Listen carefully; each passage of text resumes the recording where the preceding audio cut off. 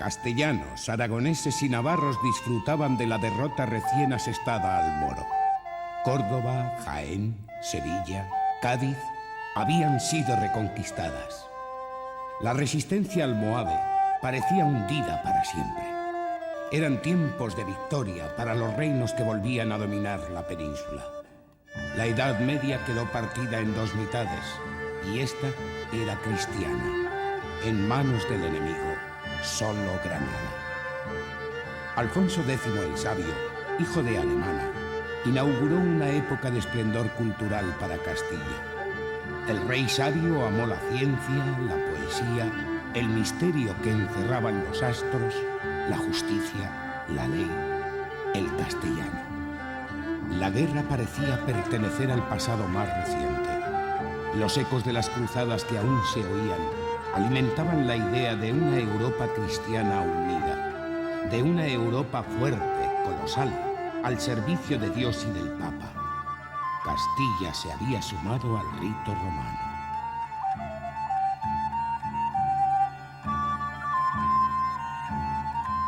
Jaque al rey. La paz que disfrutaba Alfonso X el Sabio, él mismo la turbó. Apeteció para sí el trono del Imperio Romano Germánico. Viajó e intrigó hasta olvidarse de Castilla. El sabio, encontrándose muy lejos de sus reinos, perdió a su heredero. El sueño del imperio costó dinero a Castilla, esfuerzos diplomáticos a un monarca que no contaba con la simpatía de un papa soberano, de un pontífice que no otorgaba el beneplácito político al castellano.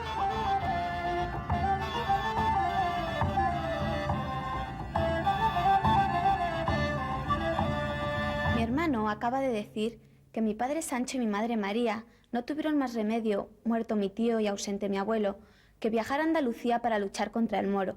Pero a Enrique se le ha olvidado explicar que mi padre era el segundo hijo varón de mi abuelo Alfonso y mi abuela Violante. Mi madre viajaba con mi padre porque él estaba muy enamorado de ella y quería permanecer siempre a su lado.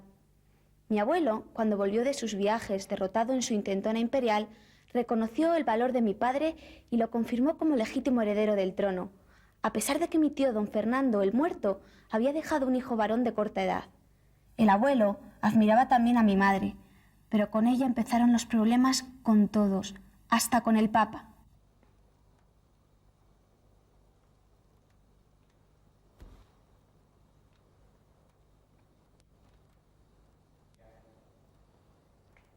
El padre de los infantes, el rey Sancho IV. La madre, la reina María de Molina. El escenario Castilla. La historia de intriga, pasión y muerte. La protagonista, María Alfonso de Meneses, María de Molina, una mujer castellana que un día se convirtió en reina porque un joven se enamoró locamente de ella. Era hijo de Alfonso X el Sabio. María de Molina fue parte de Castilla, tan serena como ella, tan noble y recia como estas tierras. A María de Molina le deben los reinos hispánicos muchos años de historia y vida. Yo, como soy humano y por tal pecador, sentí por las mujeres, a veces, gran amor. Que probemos las cosas no siempre es peor. El bien y el mal saber y escoger lo mejor.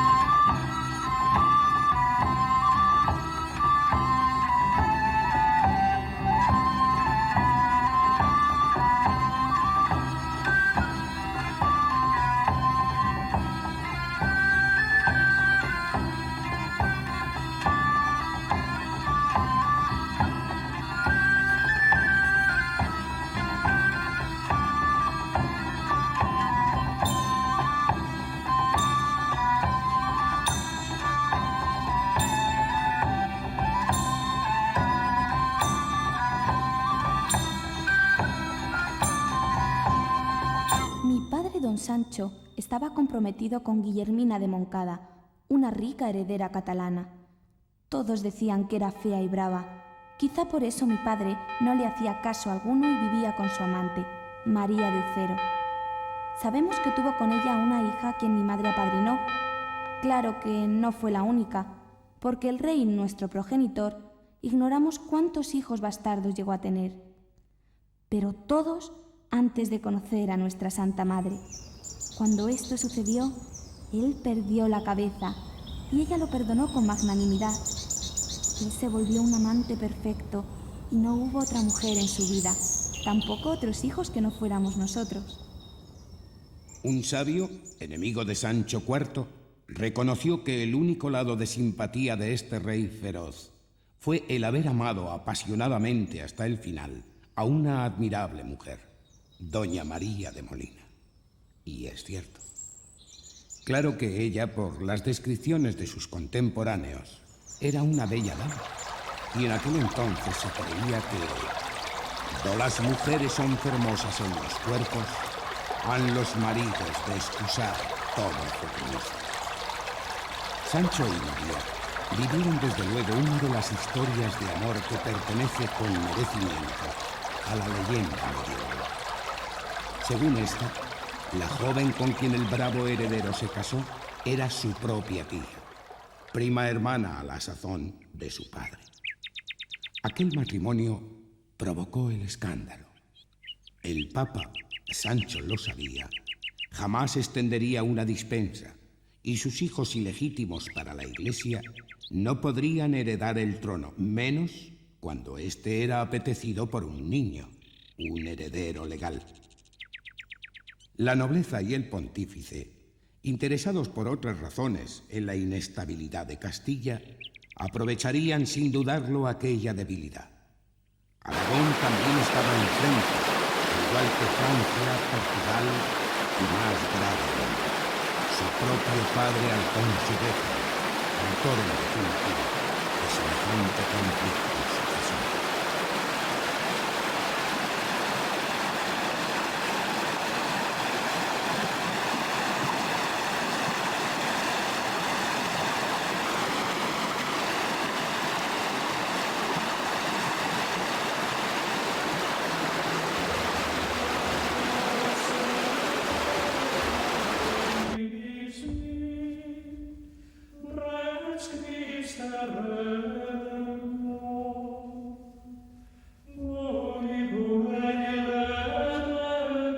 Mis padres gozaron siempre del apoyo de mi familia materna.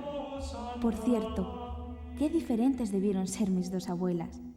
Mientras doña Mayor Alfonso de Meneses se preocupó por el bien de su hija y el de Castilla, doña Violante, la madre de mi padre, presionó al abuelo para que no reconociera a su hijo don Sancho como heredero. Doña Violante quería que el rey fuera el primogénito de Fernando de la Cerda, mi primo, un niño, alguien a quien ella pudiera gobernar a su antojo. Pero a pesar de todo, mi madre no consintió que desheredaran a don Sancho, y el testamento del abuelo Alfonso jamás pudo cumplirse. De entrada, mi padre se coronó rey, y nada más hacerlo, concedió una merced a la abadía en la que reposaba ya mi abuela materna, y dijo: «Por ruego de doña María la reina mi mujer, porque me dijo que su madre yace enterrada en este monasterio». Fue una forma sincera de expresar gratitud y cariño. Doña Violante, sin embargo, desde Sevilla nunca dejó de amenazarnos. Doña Violante y el propio monarca Alfonso X. Sevilla, corte del sabio, se levantó. Reaccionó en contra del nuevo soberano de Castilla, Sancho, que se coronó rey sin respetar la voluntad de su padre. El rey sabio había dudado demasiado y finalmente inclinó en las partidas la balanza a favor de su nieto. En la cuestión sucesoria olvidó la gesta del hijo valiente, del hombre que se había hecho cargo de la defensa de Castilla en los peores momentos, tras la muerte del primogénito Fernando de la Cerda, mientras Alfonso coqueteaba con Europa. Tampoco valoró el peligro que encerraba dejar la corona en manos de un niño. Ni tan siquiera consideró el riesgo de fractura entre los diferentes grupos de poder, entre la nobleza castellana. Sevilla, entre tanto, mostraba su lealtad al sabio. Es una situación muy difícil y pues, a un conflicto que va a empañar los últimos años de la vida de Alfonso X y luego va a ocupar algo después de la muerte del monarca. Fue la primera prueba de fuego para María de Molina. La situación de rebeldía en la que su esposo se había declarado frente a su padre exigía sobre todo prudencia en el ejercicio del poder. María estuvo a la altura de las circunstancias.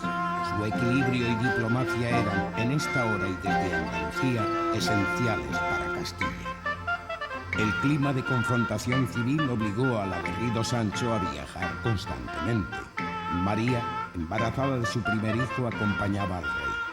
Entonces, las largas distancias entre Castilla y Andalucía no eran obstáculo para los jóvenes que la leyenda quiso imaginar enamorados y que solo se separaban cuando el peligro desaconsejaba el amor. Fue el caso del asedio de Extremadura. Sancho dejó a María en Córdoba, a buen recaudo. Él se fue hacia el campo de batalla. Una rápida maniobra de Alfonso X y sus aliados árabes que se dirigían hacia Córdoba hizo temer por la suerte de María. Más de 22 leguas recorrió el rey bravo para proteger a la dueña y señora de su corazón. Esta vez llegó a tiempo, pero ante la guerra declarada y abierta entre padre e hijo, la permanencia de María a punto de ser madre era en la zona de revueltas al menos imprudente. María, además, amaba Castilla. Sabía que aquí estaban los apoyos que necesitaba, las ciudades. Zamora era refugio seguro, ejemplo de inquebrantable fidelidad. Fui la primera hija de María de Molina y Sancho IV. Isabel me pusieron por nombre. Nací en tierras de Zamora. En recuerdo de este acontecimiento familiar, mi padre dio la villa de Toro a mi madre y dijo: por cuanto he gran voluntad de facer bien e merced a vos, infante doña María, mi muller. Desde entonces ella sintió un gran cariño por este lugar y le otorgó muchas mercedes. Yo quedé aquí, entregada a los cuidados de mi pobre aya, María Fernández Coronel. Mi madre trató, inútilmente, de firmar la paz con mi abuelo. Claro que no hizo falta.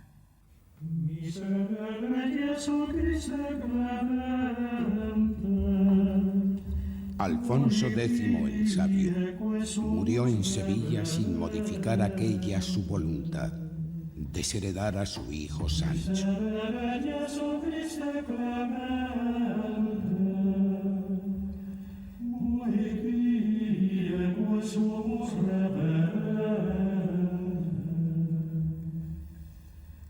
Santa Maria, Madre Christi, rogamus. Ute Santa Nata Sensia. María de Molina y Sancho IV vistieron riguroso luto para oír solemne misa de requiem.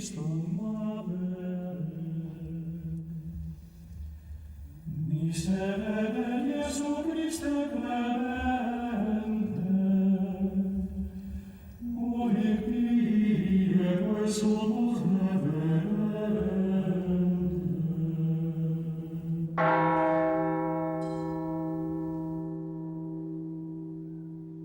El matrimonio, acabada la ceremonia, cambió los paños de duelo por los de oro.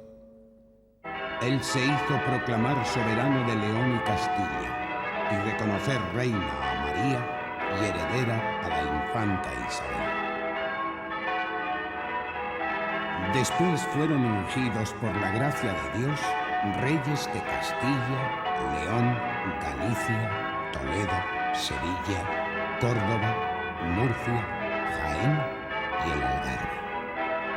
Alfonso X estaba muerto y Sancho deseaba olvidar su testamento. Así entraron Sancho y María en la historia que presidió aquella Edad Media. en los juegos de alianzas con los unos y los otros, en los juegos versátiles de reyes, nobles y papas. Negociaron hábilmente la paz con Aragón, porque de este reino dependía su permanencia en el trono. Los pretendientes legales a la corona castellana, los adversarios de Sancho, sus sobrinos, eran rehenes del monarca aragonés. Pero la sangre corría en el sur. Y era cristiano. Fueron los cristianos pasados a cuchillo, devastados, arruinados, asesinados, robados, talados, y por sus cadáveres insepultos luchaban por devorarlos las aves y los lobos. Mis padres no podían borrar la huella de mi abuelo en Andalucía. En Sevilla se había instalado algo más que la tumba de Alfonso X el Sabio. La casa de un grupo de poder, sus leales, todos cristianos, que se mezclaban sin ruborizarse con los árabes y no dudaban a la hora de solicitar incluso ayuda a los musulmanes para atacar Castilla, hacerse fuertes, dominar. Mi abuela doña Violante y mi tío don Juan acaudillaban una guerra sorda, una guerra por el poder que minaba la península. Mi madre aconsejó prudencia al rey, su esposo, y le recomendó la paz, la negociación con el reino de Granada. Ella sabía que la diplomacia era el remedio más eficaz contra los intereses establecidos, contra aquella nobleza temerosa de perder sus privilegios. Después de todo, y pese a lo que luego se contó, los reinos musulmanes y cristianos podían ser amigos. Por tanto, tanto los enemigos de Sancho IV van a buscar en determinados momentos el apoyo del rey de Granada o del sultán de Marruecos, como Sancho IV va a intentar quebrar estas alianzas y ser el que consiga el apoyo y la alianza del rey de Granada para tener fuerza y controlar a este grupo de nobles que todavía en Sevilla seguían manifestando una cierta resistencia hacia el gobierno de Sancho. Es un momento muy conflictivo, no solamente en la península, no solamente en Castilla, sino en toda Europa. Desde finales del siglo XII se ha producido la recepción del derecho romano y se están sentando las bases de lo que va a ser el Estado moderno. Y esto supone en Castilla el fin del poder de la nobleza tradicional, el fin del poder político de la nobleza tradicional, que la nobleza tradicional ya no intervenga en los asuntos de gobierno, sino que sea el rey y las instituciones que se irán creando, que se están creando en este momento, quien atienda al gobierno del reino. Alfonso X había puesto las bases para esto con la introducción del derecho romano y la nobleza veía que Sancho iba a seguir la política de su padre y por tanto un grupo muy importante de la nobleza, una serie de nobles incluso de sangre real, infantes, tíos de Sancho, parientes próximos suyos, pues estaban en contra de esta situación, que pensaban que si quien ostentaba la corona eran los infantes de la Cerda, los iban a poder manejar y conseguir manteniendo un poder político. Además, son muy pocos los hombres, tanto si son locos como si son cuerdos, capaces de apreciar justamente lo sensato. Uno, el cuerdo, no es capaz de buscar la cuarta parte de lo que merece, mientras que otro, el loco, se atreve a pedir el doble de su derecho.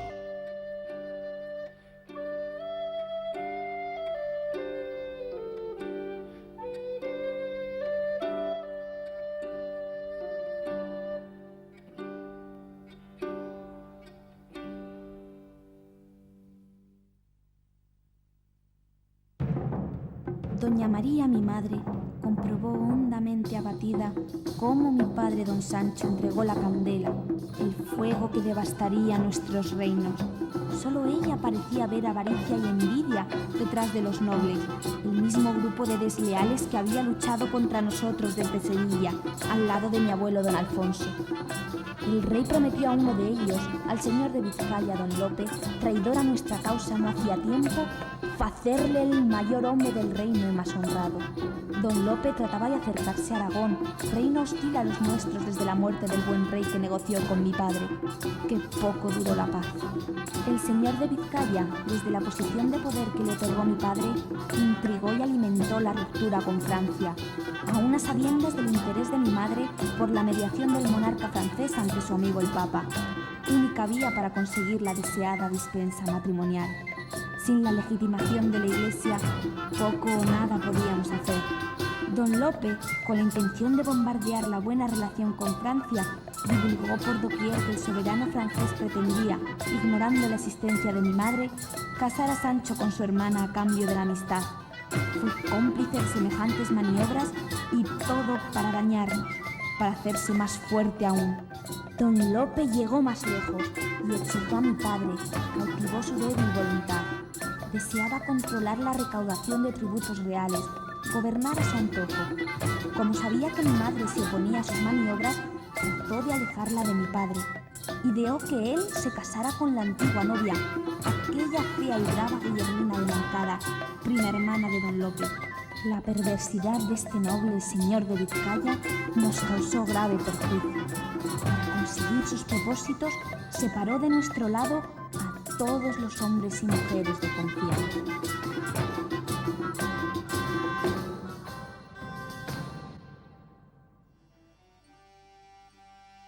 El hacer bien al malo no es cosa de provecho. El ingrato no paga el bien que se le ha hecho. El agradecimiento para el malo es desecho. Si un favor se le hace, dice ser su derecho.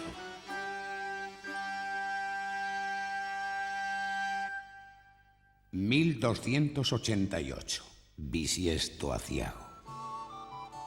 María hizo gala de su paciencia y sabiduría, a pesar de la grieta que el señor de Vizcaya, don Lope, abrió entre ella y aquel amante ciego en otros tiempos y esposo distante ahora. Consiguió los suficientes apoyos para desarmar la trama de su enemigo, la opinión de la reina.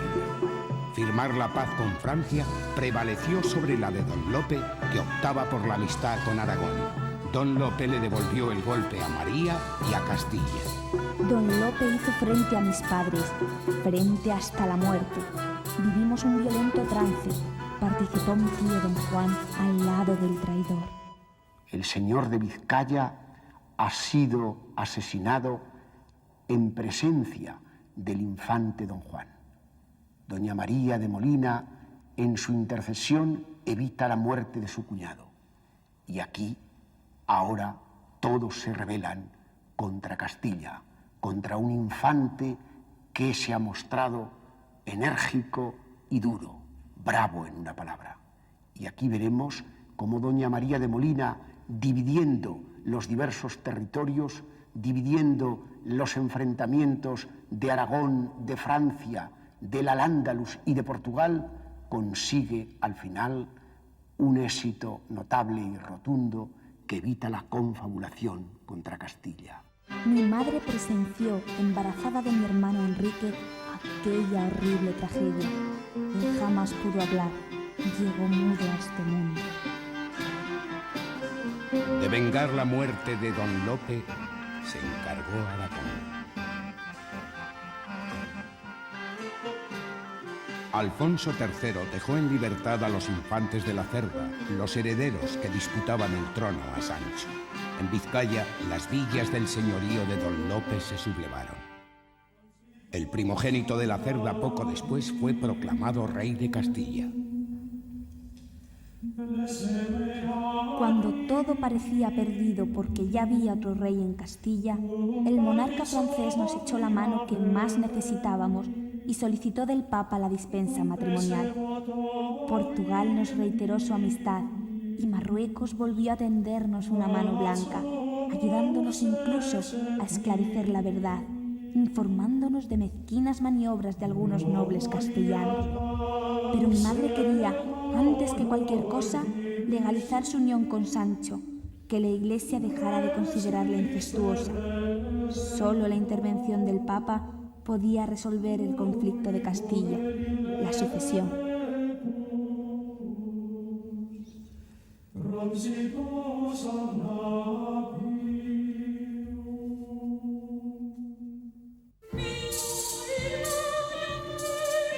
Pronto la alegría de la joven infanta Isabel se tornó en pena.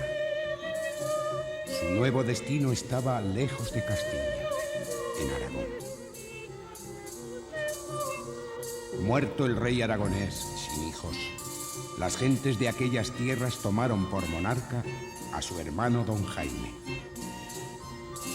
Castilla se apresuró a firmar una alianza que se selló con el matrimonio del nuevo monarca don Jaime y la infanta Isabel. Sancho y María no podían perder una oportunidad única. Don Jaime prometió, sobre la cruz y los santos evangelios, que en todos los días de nuestra mujer y vuestra hija doña Isabel, reina de Aragón y de Sicilia, que no podamos con otra casar. Y prometemos que desde la próxima Navidad, hasta pasados 2 años que atendamos a la reina nuestra mujer, así que no pasemos a ella corporalmente, mas que siga virgen hasta los 2 años sobredicho. Jamás casaría con don Jaime.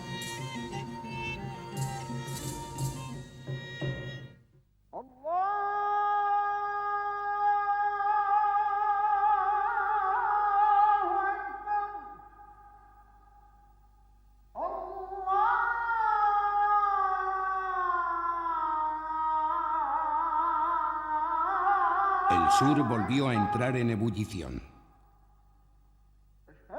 El emir de Granada atravesó el estrecho para entrevistarse con el sultán de Marruecos.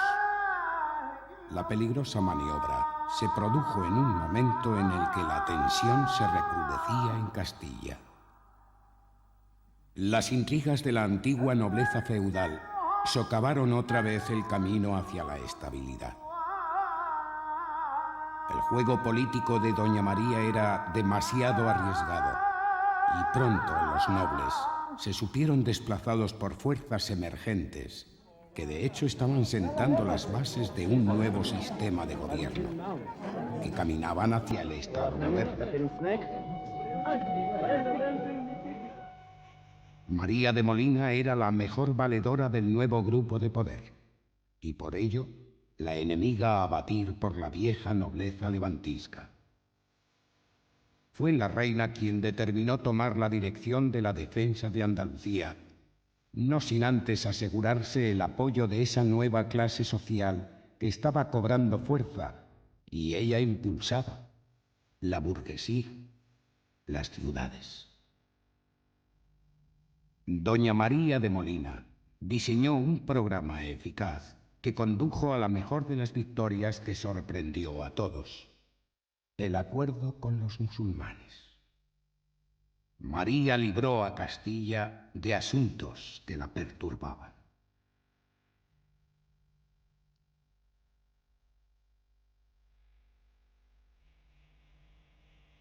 Ella sabe entender cuál es el proyecto nuevo y moderno: la legitimación de los municipios, del poder popular, del poder entendido de las clases rectoras, de las ciudades, que en un mundo moderno que se abre justamente con la revolución de las burguesías urbanas, de los grupos mesocráticos, aquí, que tienen su fundamento en los parlamentos, en las cortes, son en último término el poder definitivo que doña María de Molina sabrá conjugar para legitimar en último término el concepto importante de unidad, que ella va a saber llevar precisamente contra la secesión de los viejos y clásicos estamentos, nobiliarios o eclesiásticos.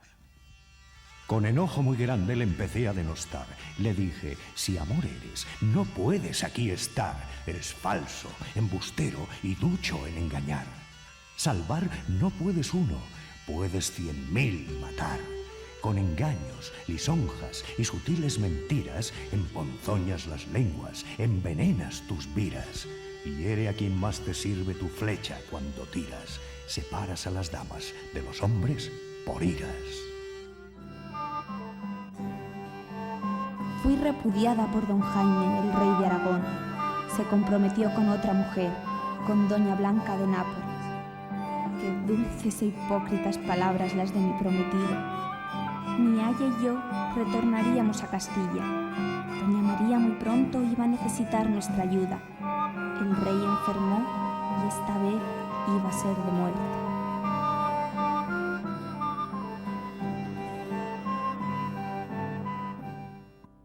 Mi padre murió al lado de mi madre, a la luz de las velas, dejándoles 7 hijos y unos reinos a punto de dividirse.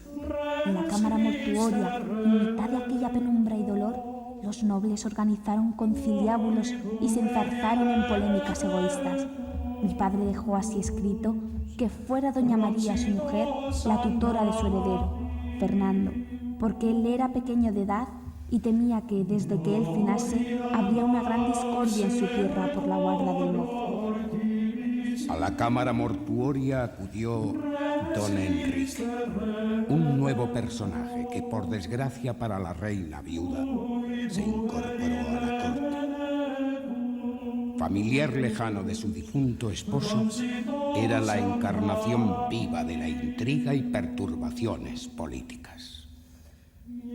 Presionó a María con la intención de compartir con ella la tutoría de don Fernando, el rey niño. La negativa de la reina abrió la guerra para la que ya estaban preparados el propio don Enrique y, como siempre, un amplísimo sector de la nobleza. Mi madre fue rechazada en varias ciudades castellanas. Puertas cerradas, revueltas, asonadas que encabezó don Juan, el hermano de don Sancho, aquel a quien ella salvó la vida, a quien mi hermano Enrique debe su mudez. Todos confiaban en la pronta caída de una mujer que imaginaban débil. Doña Violante también se sumó a la oposición activa y pactó el reino de Castilla para su nieto don Alfonso de la Cerda y el de León para su hijo don Juan. Castilla volvió a romperse. La encrucijada política tenía muy difícil solución. Doña María comenzó a pactar, buscó apoyo en las ciudades, redujo impuestos gravosos para la mayoría, compartió con don Enrique la tutela de mi hermano don Fernando y limitó el poder del clero. Pero le faltaban armas materiales para combatir a unos ricos hombres que le eran hostiles. En el pueblo castellano sí encontró fuerza moral y depositó en él su confianza. En prenda nos dejó a nosotros, sus hijos, y las gentes le fueron fieles. Aquí se vuelven a levantar contra Castilla las legitimidades de Fernando de la Cerda apoyadas por Francia, los deseos de Aragón de introducirse en el Levante y el este español, justamente exigiendo los derechos sobre Murcia, las tipificaciones del rey de Portugal que exige los derechos sobre plazas fronterizas, las divisiones internas del infante don Juan y don Enrique, que exigen, lógicamente, que se cumplimente el Viejo Testamento de Alfonso X. Y en este sentido hay que decir que doña María de Molina resuelve la situación en el pacto de Alcañices con su pariente don Dionís, cuando se llega, en virtud de ese pacto, a una vinculación con Castilla que disuelve esa minoría de edad y consigue al final un consorcio, una solidaridad de los nobles en apoyo del soberano. Hace mucho el dinero, mucho se le ha de amar. Al torpe hace discreto, hombre de respetar. Hace correr al cojo, al mudo le hace hablar. El que no tiene manos, bien lo quiere tomar. Yo vi en corte de Roma, donde está la santidad, que todos al dinero tratan con humildad, con grandes reverencias, con gran solemnidad, todos a él se humillan como a la majestad.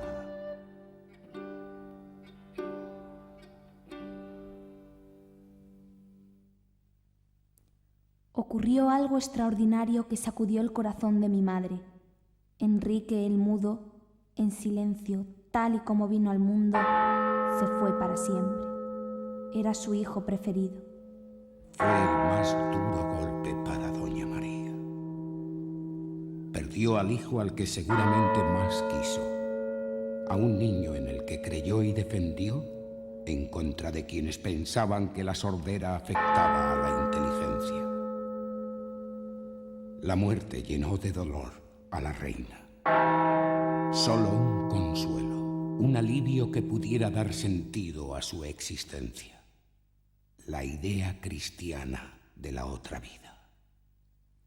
Enrique despertaría a los sones de las trompetas apocalípticas para resucitar.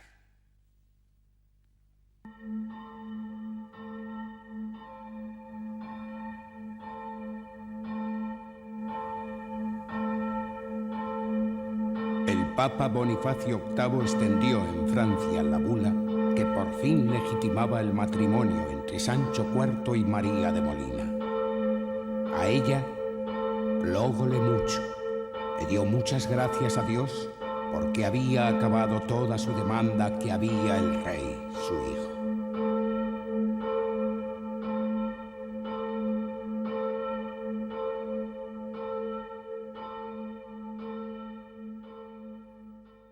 Mi madre no cabía en su gozo.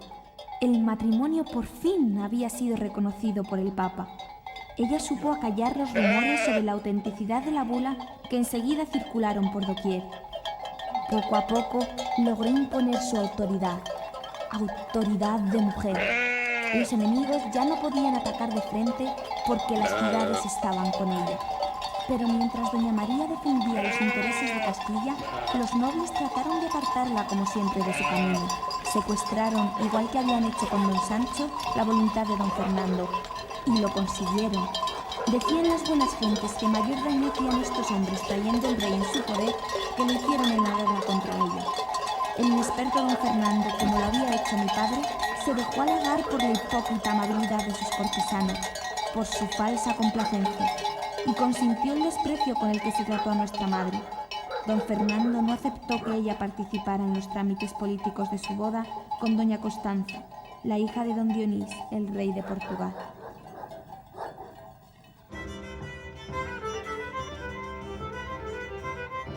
La infanta doña Isabel compartía las tribulaciones de su madre. Fernando IV pisó fuerte en contra de doña María. Entró de lleno en el juego de aquella nobleza hostil a los intereses de Castilla. Ella, ahogada en pena, preguntó una vez a su hijo: ¿cómo pactas con quien tanto me desama? La traición en la que perseveró el nuevo rey fue la respuesta que siguió alimentando el dolor de doña María de Molina. Fernando fue arrastrado peligrosamente por el padre de su mujer, doña Constanza, y detrás, Aragón, la nobleza y también el Papa. Toda cosa que fizo Bonifacio debe ser revocada et anulada, como de aquel que non fue Papa, nin fizo obra de Papa, nin de cristiano.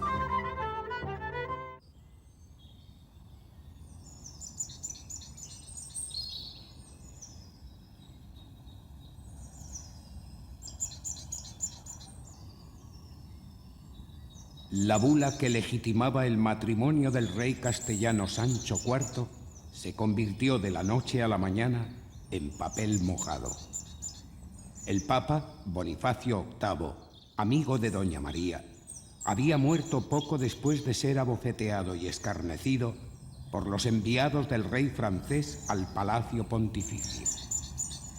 Todo iba mal, y Castilla, en plena confrontación civil, perdía territorios en favor de Aragón. El hijo díscolo de María de Molina, mientras, amaba a una mujer que no era la suya.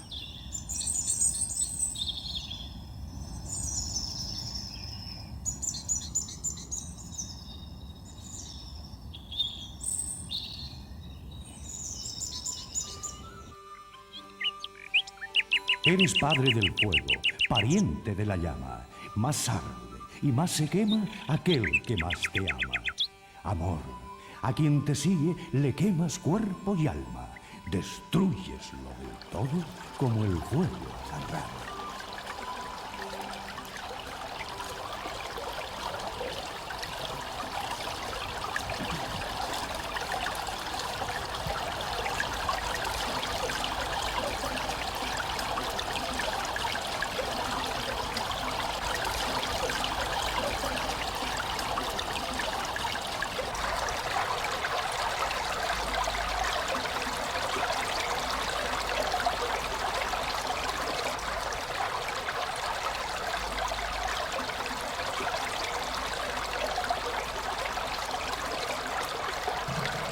Don Fernando mantuvo amoríos con Sancha Gil, una influyente doncella de la corte. Enterado don Dionís, el padre de Constanza, pidió le fuera entregada la doncella. Sancha Gil caminó hacia la muerte acompañada por 1000 caballeros. A su lado, don Fernando. Volvió mi hermano don Fernando y no le tembló la voz al decir a su mujer la reina: Constanza, sabed que fui con Sancha Gil hasta la horca. El matrimonio tuvo 2 hijos, Leonor y Alfonso, nietos de mi madre y señora.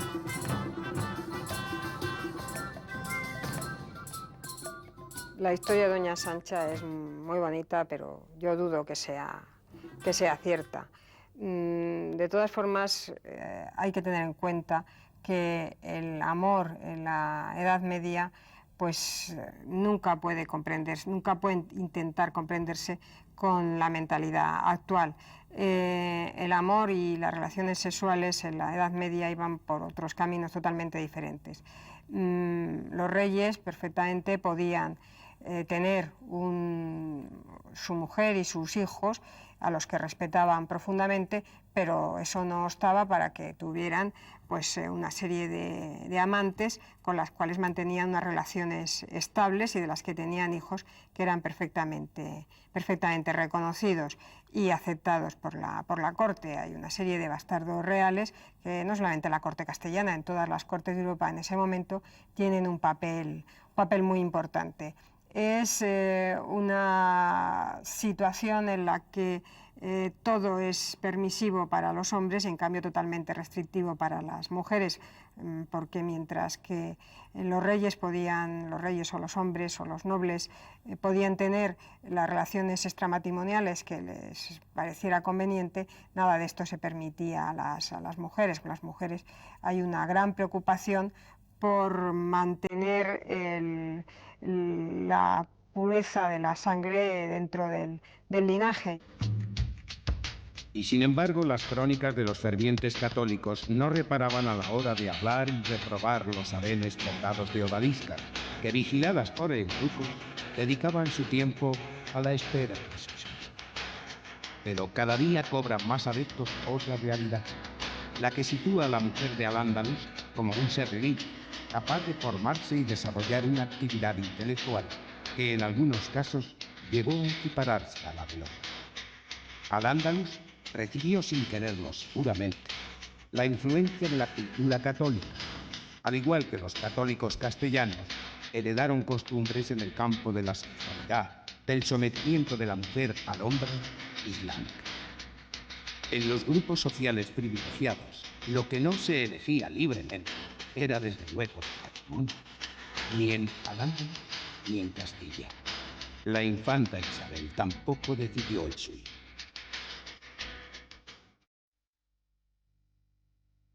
Madre, le digo adiós para siempre. Ni el nutrido séquito que me acompaña, ni la voz cálida de los juglares podrá callar mi dolor. El destino quiere que vaya al lado de mi esposo, don Juan de Bretaña.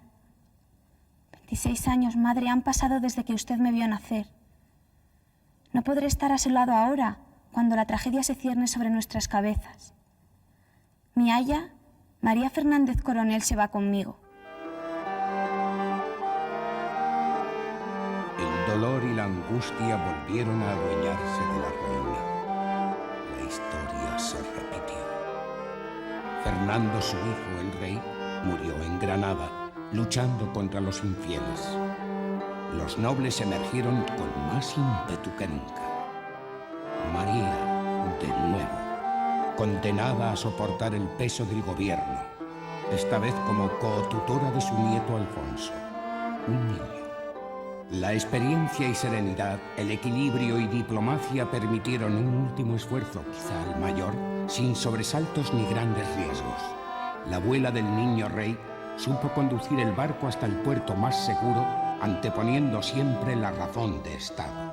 El legado de esta gran señora, que lo fue en su origen de todo, que finalmente lo sería de Molina, no cabe duda que se centra en ser referencia constante, y así lo entienden, desde los reyes peninsulares de Portugal y de Aragón, don Jaime y don Dionís, hasta los propios príncipes, don Enrique o don Juan Manuel o el infante don Juan el Tuerto.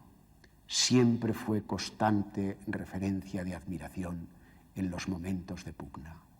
Pero lo es sobre todo de autoritas. Tiene una autoritas conseguida con su ejercicio del poder y con su dinámica en la acción. Y sobre todo, yo diría, en ese saber estar como reina. Palabras, muchas. Escritos de compromiso, pocos. Esto justamente indica el concepto fundamental que ella tiene de la autoridad del Estado.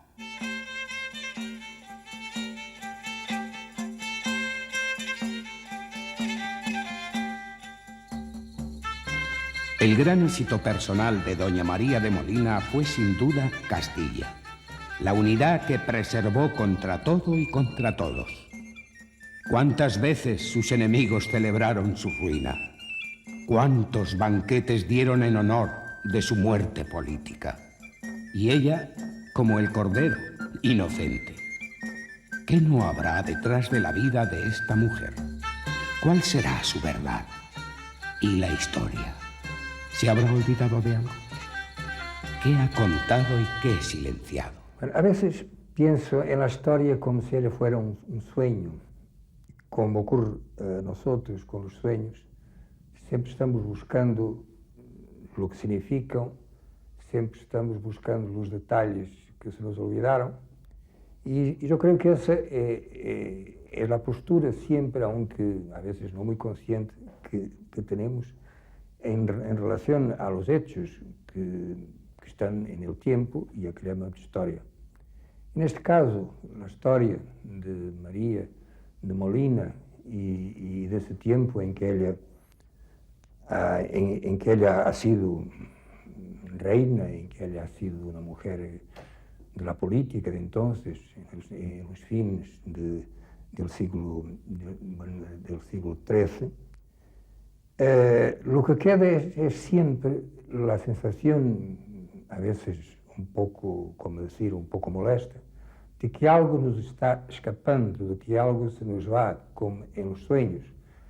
Entonces todos los intentos, no diré intentos de recuperar lo que llamamos la verdad histórica, pienso porque eso no se sabe lo que sea. Como todos los absolutos, cuando hablamos de la verdad histórica como si fuera un absoluto, nos damos cuenta que nosotros, que somos los seres más relativos que hay, no podemos de ninguna manera pensar que la historia es algo a que se puede llamar un día una verdad. O sí, se puede llamar una verdad que siempre se está sustituyendo a otra y a otras verdades, igual que ocurre con los sueños. Porque cada vez que intentamos recordar un sueño, estamos inventando un sueño nuevo. Entonces yo creo que en todos los hechos históricos, yo creo que hay que inventarlos una vez y muchas, reinventarlos, no porque tengamos la esperanza de llegar algún día a la interpretación total y definitiva de lo que ocurrió, pero para hacer más rica la visión que tengamos de los hechos que al final son esos hechos que nos hacen a nosotros, que nos siguen haciendo a nosotros y que son la materia de nuestros sueños.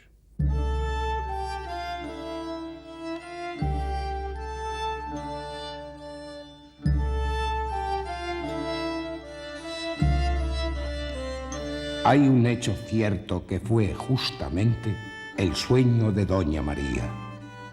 Llegar al final de sus días sabiéndose en lo político dueña de Castilla, en lo humano madre de sus reinos, pastora de un rebaño heterogéneo y a veces demasiado levantisco. No menos cierto es que ella supo poner rumbo hacia el norte, la mejor dirección de las posibles, y entregar a su nieto unos territorios jurídicamente ordenados. Levantar en definitiva los cimientos con los que tiempo después los reyes católicos inaugurarían otra edad, la moderna. Fue obra suya.